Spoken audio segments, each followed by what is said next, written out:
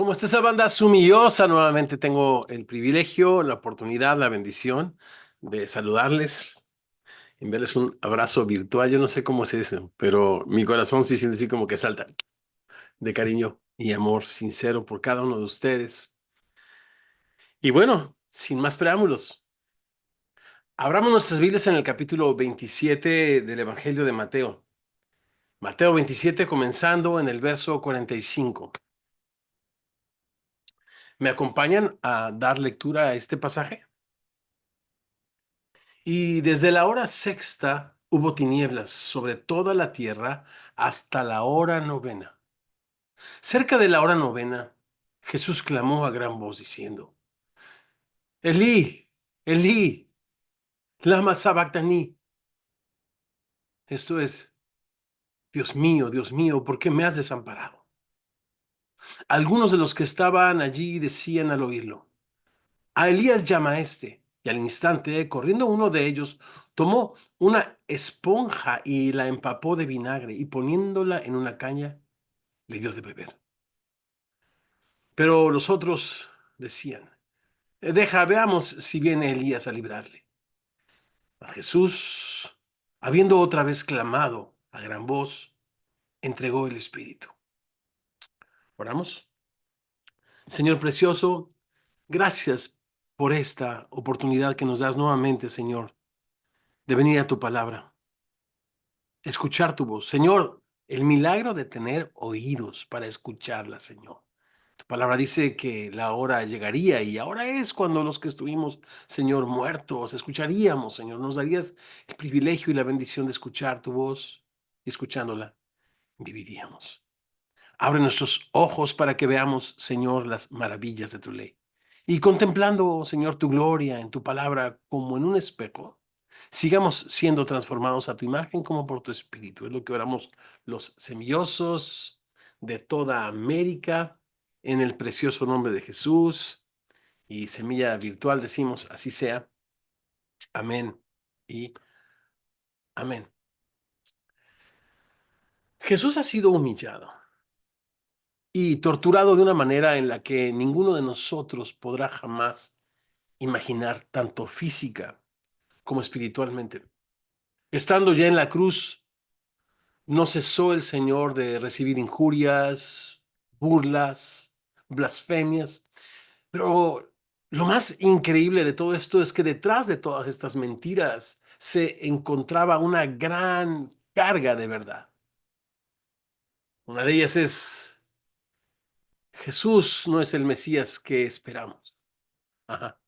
Pero la verdad es de que Jesús es el Mesías, no solamente que el pueblo judío, sino que todo el mundo necesitaba, aquel que venía a salvarnos de nuestros pecados. Así de impredecible es su amor, me encanta. Así de insospechada es su eterna misericordia, que aún en un momento, o en el momento, quiero decir, de su muerte, toda la obscuridad que el mundo experimentó no fue sino la antesala solamente de la gran esperanza que también el mundo contemplaría, experimentaría y recibiría. Después de la muerte del Señor, las cosas no fueron igual. El Señor sacó a luz la vida. Yo he titulado a esta porción La muerte de Jesús. No encontré un título más descriptivo o más creativo, incluso. La muerte de Jesús. Y tengo tres reflexiones para compartir con todos ustedes antes de tomar juntos la cena del Señor. En primer lugar, la oscuridad, versos 45 al 49. En segundo lugar, el testimonio divino, versos 50 al 53. Y finalmente, una nueva comunidad, versos 46 al 56. Leemos nuevamente el pasaje desde el verso 45. Y desde la hora sexta hubo tinieblas sobre toda la tierra hasta la hora novena. Cerca de la hora novena, Jesús clamó a gran voz diciendo, Elí, Elí, lama sabactani. Esto es, Dios mío, ¿por qué me has desamparado? Algunos de los que estaban allí decían, al escucharlo, Elías llama a este, y al instante, corriendo uno de ellos, tomó una esponja y la empapó de vinagre. Se me hace muy interesante este suceso, este evento que registra Mateo, porque en principio Jesús no quiso beber esta pócima común entre los soldados que les adormecía. Pero parece ser que antes de clamar a gran voz y entregar el espíritu, Jesús decidió beberla. Poniéndole en una caña, se la dieron a beber. Pero los otros decían, deja, veamos si viene Elías a librarle. Los primeros lectores de este evangelio sin duda pudieron haber entendido que estas 3 horas de tinieblas durante la crucifixión del Señor pudo haber sido algo así como una señal cósmica que solía acompañar a la muerte de algunos reyes poderosos y dignatarios de la tierra, como en el caso de Alejandro Magno o el mismo Augusto César, cuyas muertes, según los historiadores como Plutarco o Josefo, fueron presagiadas por eclipses y eventos cósmicos parecidos, solo parecidos al aquí descrito. Puesto que la crucifixión del Señor fue durante la Pascua, cuando en el cielo hay luna llena, este no pudo haber sido un eclipse de sol que dejara la Tierra sin luz o aquella región del planeta sin luz. En la Biblia, la oscuridad muchas veces representa juicio y lamento. Lamento y dolor por el juicio divino. Quiero leerles una porción que se encuentra en Amós el profeta en el capítulo 8, versos 9 al 10, que dice así. Acontecerá en aquel día, dice el Señor, que haré que se ponga el sol a mediodía y cubriré de tinieblas la tierra en el día claro. Y cambiaré vuestras fiestas en lloro y todos vuestros cantares en lamentaciones, y haré poner cilicio sobre todo lomo y que se rape toda cabeza como señal de luto. Será la costumbre. Y la volveré como en llanto de unigénito y su postremería como día amargo. El rey de Israel estaba muriendo. La gloria misma de Israel estaba colgada en aquella cruz. El juicio por el pecado de su pueblo estaba cayendo sobre su rey. Aunque dice el Nuevo Testamento que al que no conoció pecado, por nosotros lo hizo pecado, para que nosotros fuésemos hechos justicia de Dios en él. Es de esa oscuridad y de la más terrible y convincente, o del más terrible y convincente de los silencios, que emerge pues el grito del Señor. 3 horas de oscuridad. Elí, Elí, lama sabactaní. Esto es, Dios mío, ¿por qué me has desamparado? Habiéndose mofado de él por su supuesta confianza en Dios, lo recuerdan, confío en Dios, líbrele él si le quiere.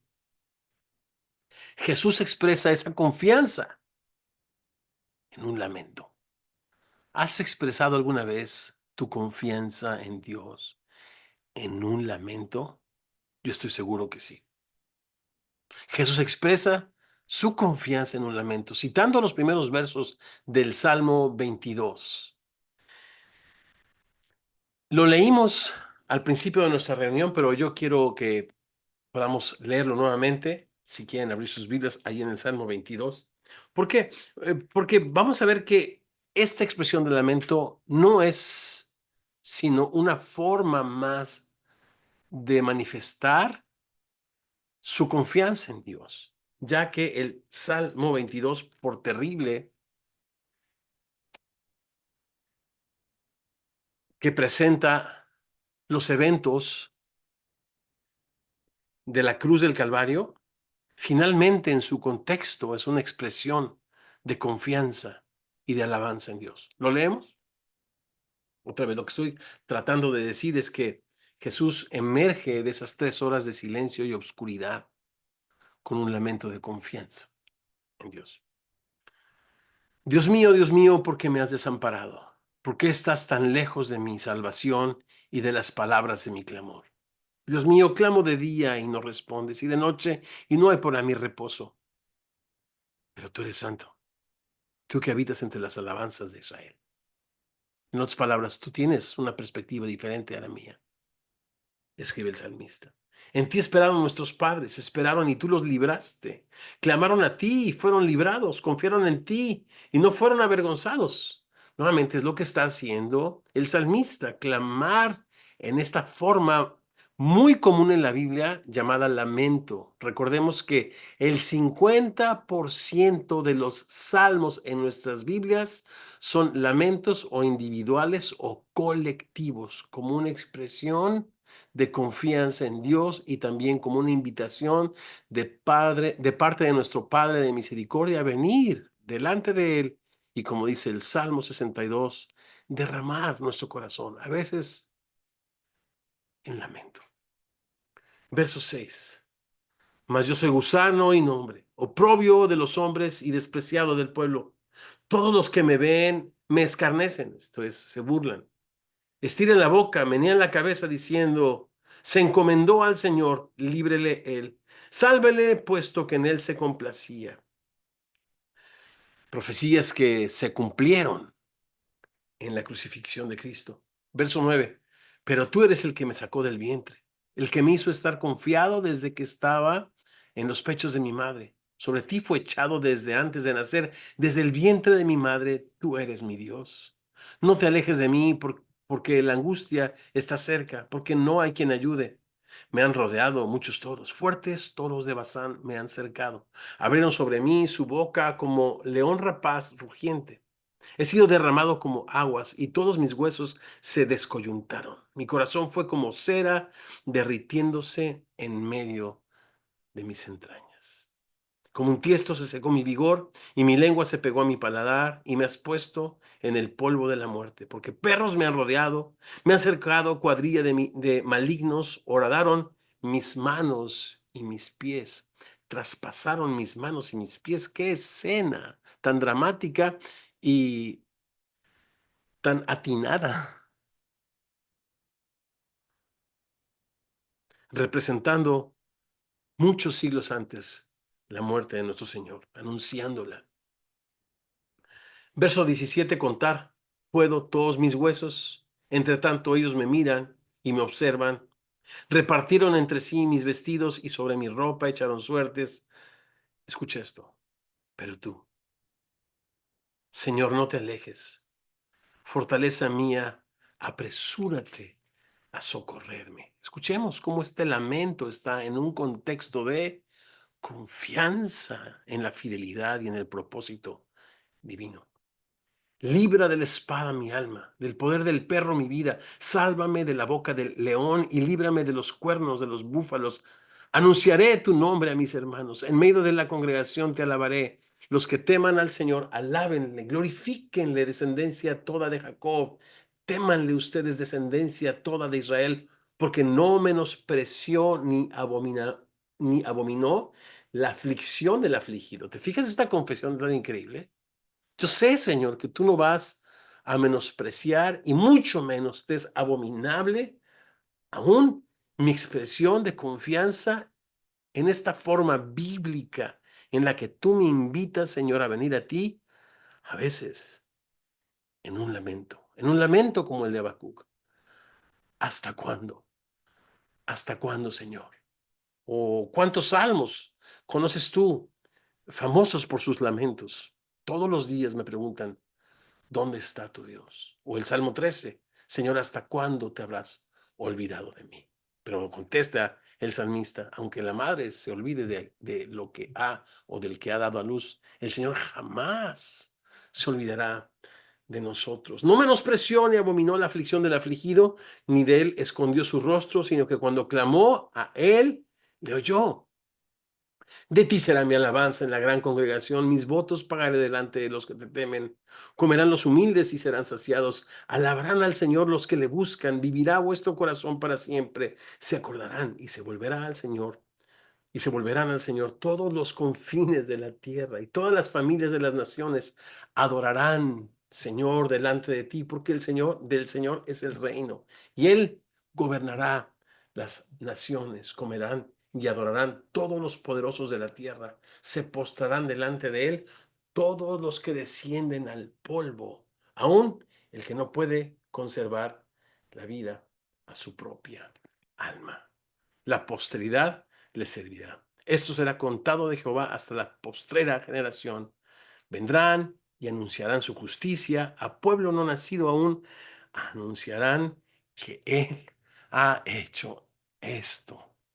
Preciosa forma de alabanza, maravillosa invitación de expresar nuestra confianza en Dios a través de un lamento, y el Señor lo expresa. Y es así que emerge, repito, de las más densas tinieblas y más terrible, y el más terrible de los silencios. 3 horas, desde el mediodía hasta las 3 de la tarde, cuando Él clama otra vez entregando el Espíritu. Dice la Biblia en Hebreos, en el libro de los Hechos, en el capítulo 3, que justamente a las 3 de la tarde era la hora de la oración.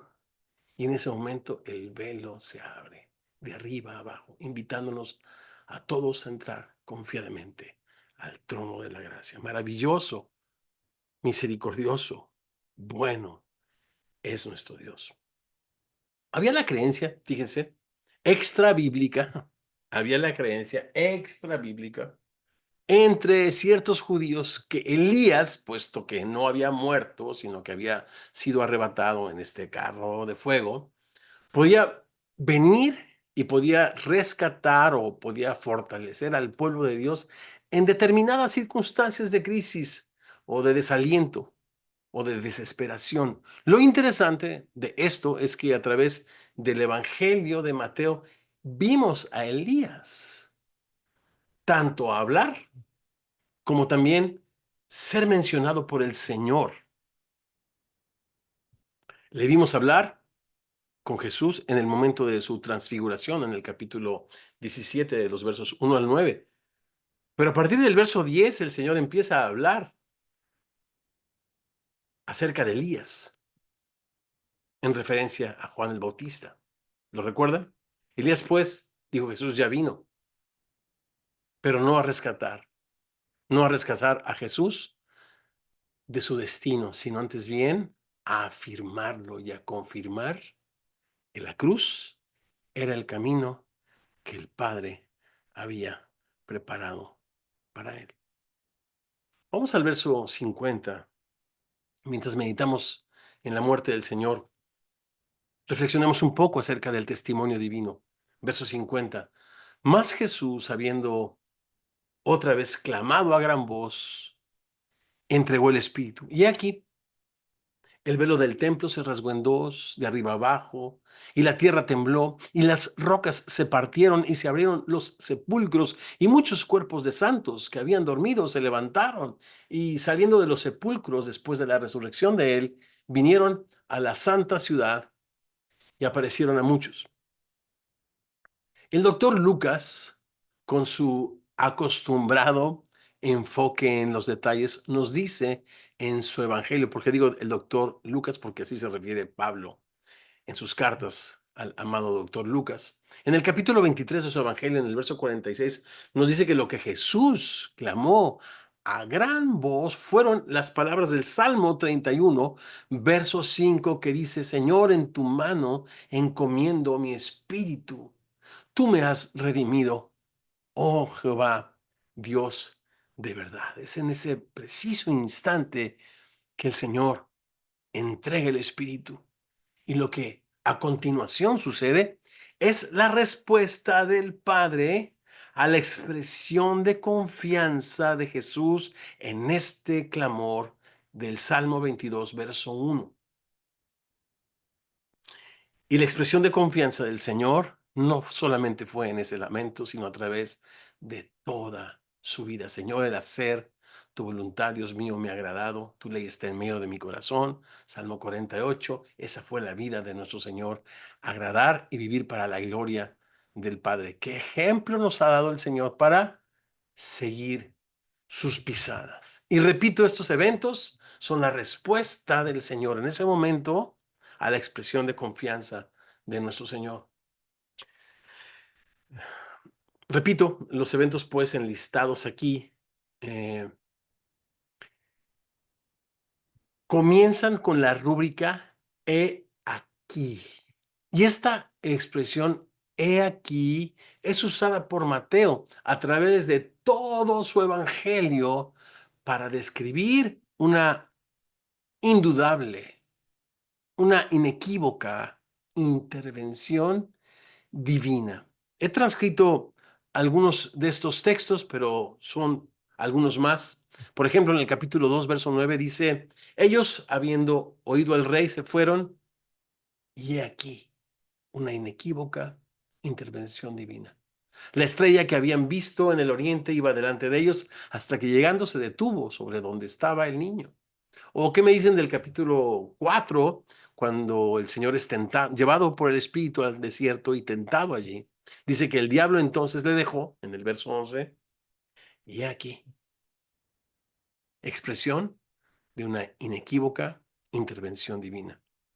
Los ángeles le servían.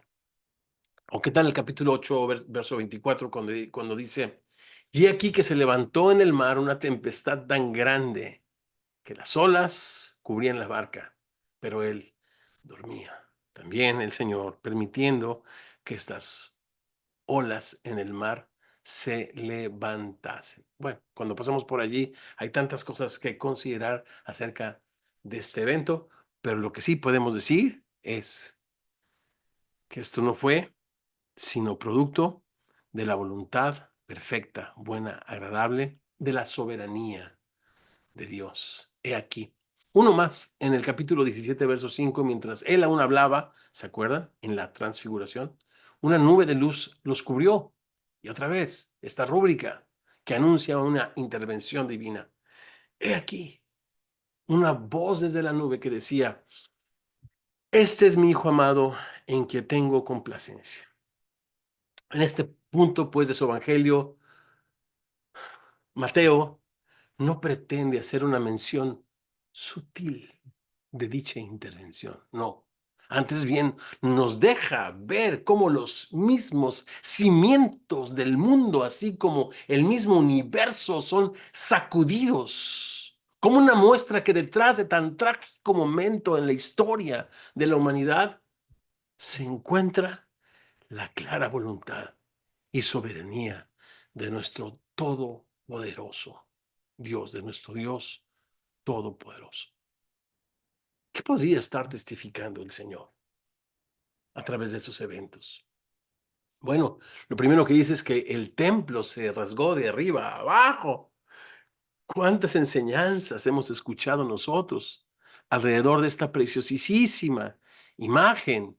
Y pasajes como Hebreos 10, con lujo de detalle, nos dicen qué significa esto. El lugar santísimo era el lugar donde se encontraba el propiciatorio, resguardado por estos querubines, que siempre en la Biblia están involucrados cuando la presencia de Dios y su santidad se manifiesta, donde el sumo sacerdote entraba una sola vez al año en el día de la expiación para ofrecer la sangre que expiaba, esto es, que cubría. Y era una sangre que hacía memoria de los pecados. En otras palabras, era un sacrificio acusatorio hasta que vendría este momento precioso, cuando Jesucristo, el Cordero de Dios, finalmente derramaría su sangre, no para expiación, sino para remisión, para pago, para no acordarse jamás, nunca más, de nuestras maldades, de nuestros pecados.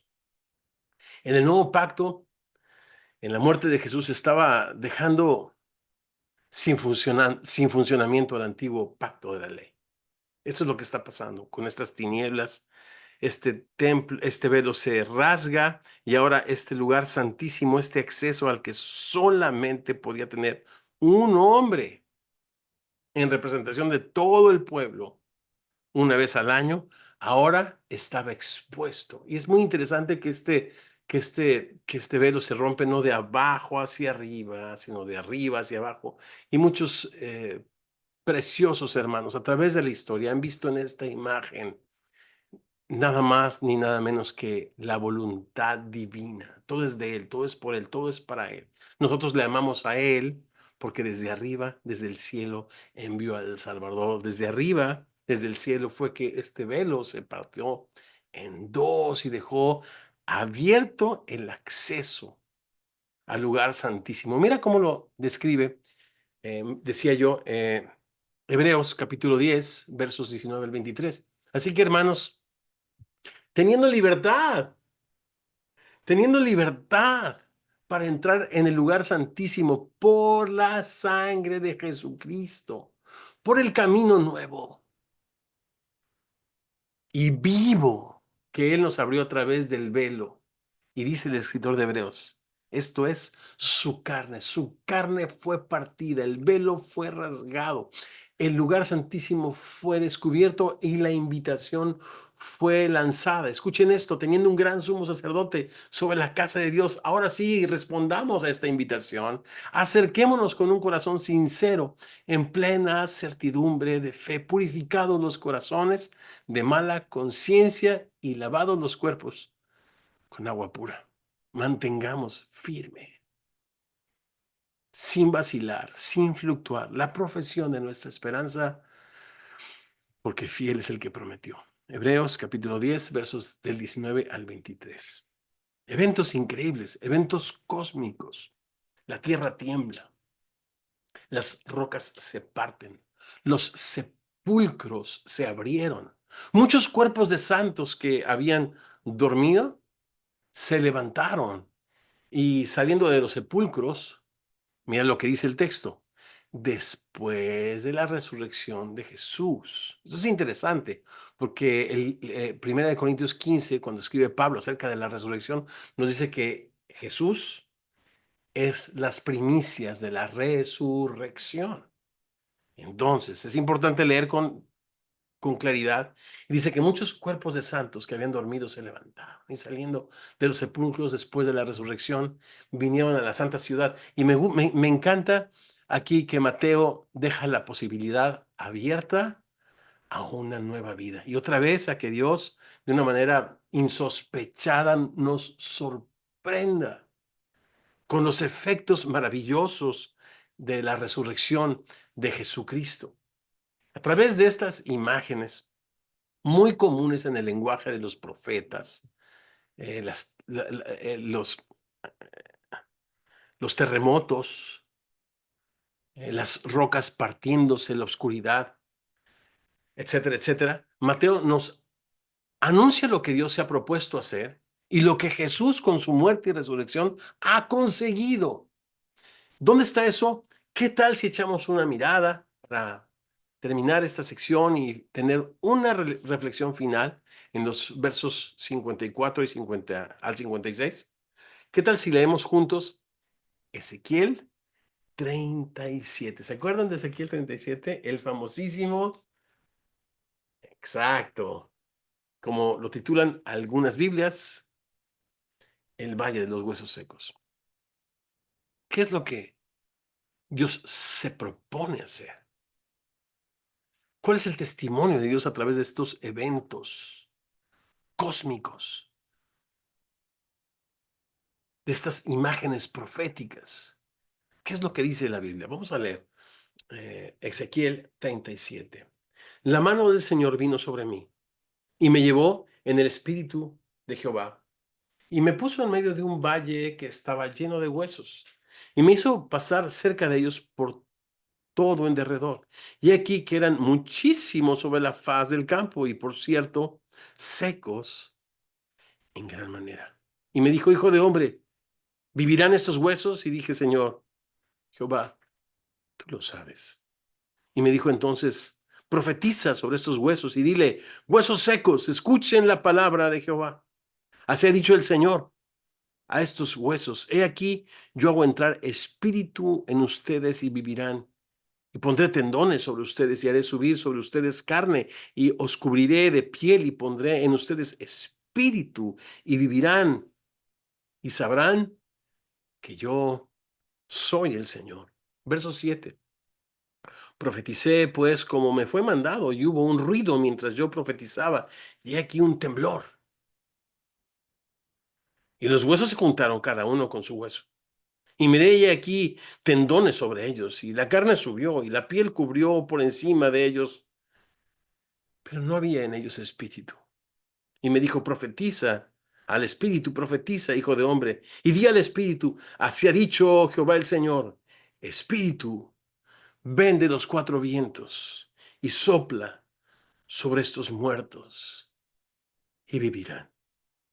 Y profeticé como me había mandado, y entró espíritu en ellos y vivieron, y estuvieron sobre sus pies un ejército grande en extremo. Me dijo luego, hijo de hombre, todos estos huesos son la casa de Israel. He aquí, ellos dicen, nuestros huesos se secaron y pereció nuestra esperanza y somos del todo destruidos. Un día triste, el día que murió el rey de los judíos. Por tanto, profetiza y diles, así ha dicho Jehová el Señor. He aquí, yo abro sus sepulcros. ¿Notan las imágenes? Pueblo mío, y les haré subir de sus sepulturas y les traeré a la tierra de Israel. Y sabrán que yo soy Jehová cuando abra vuestros sepulcros y os saque de vuestras sepulturas, pueblo mío, y pondré mi espíritu en ustedes y vivirán.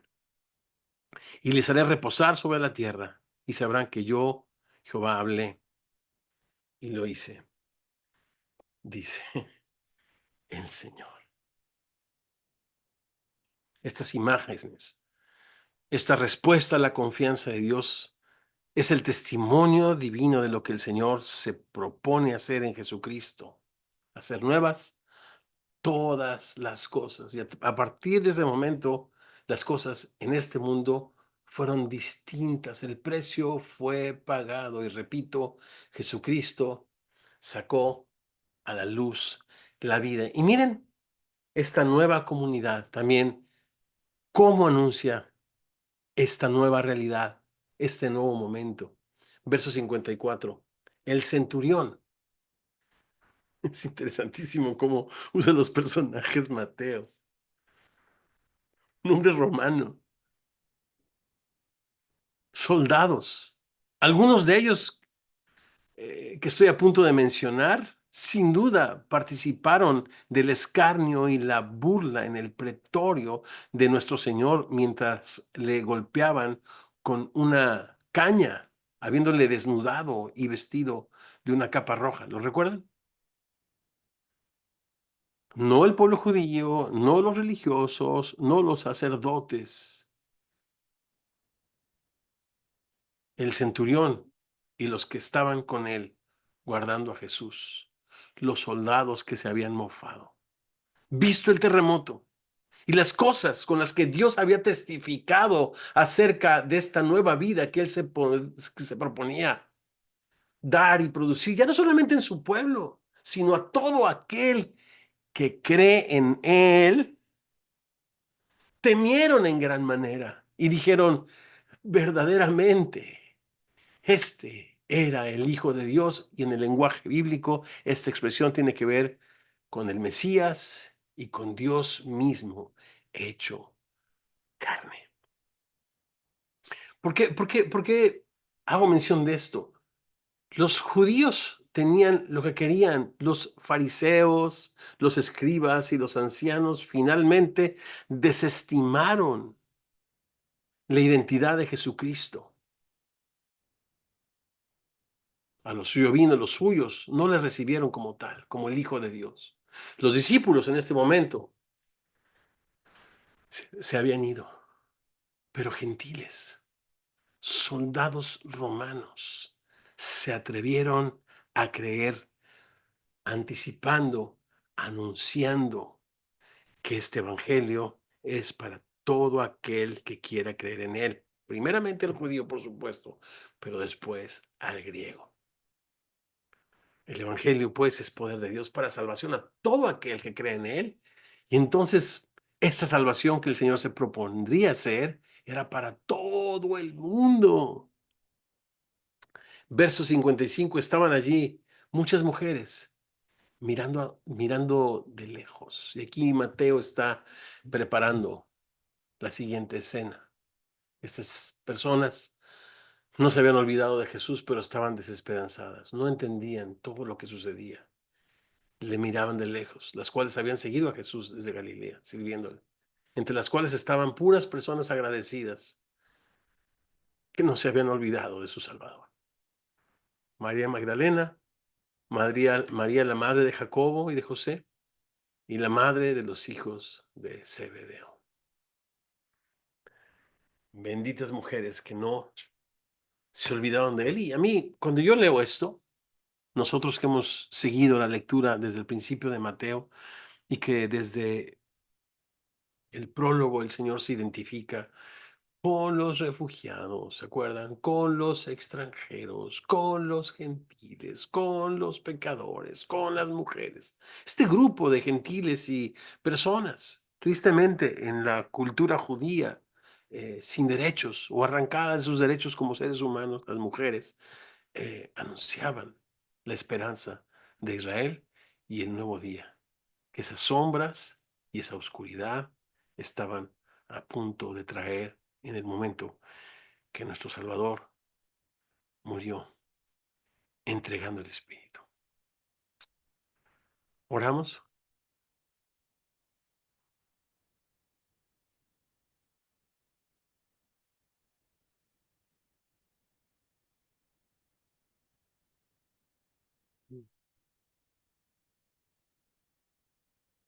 Eres tan bueno y poderoso, Señor. Eres tan bueno y paciente.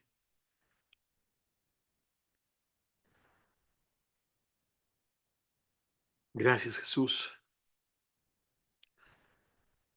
por ir voluntariamente, Señor, a la cruz del Calvario, a poner tu vida en rescate por todos nosotros, Señor. Y Padre, con esas tinieblas, dejar las cosas viejas atrás y establecer un pacto nuevo, Señor. Una base diferente sobre la cual podemos relacionarnos contigo, y esta base es tu gracia. Por gracia somos salvos a través de la fe en ti. Y esto no es de nosotros, es un regalo tuyo. Y no por obras, no por obras para que nadie se gloríe.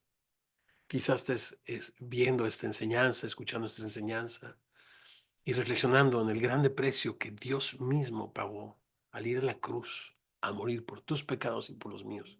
Y quizás no te has arrepentido de ellos.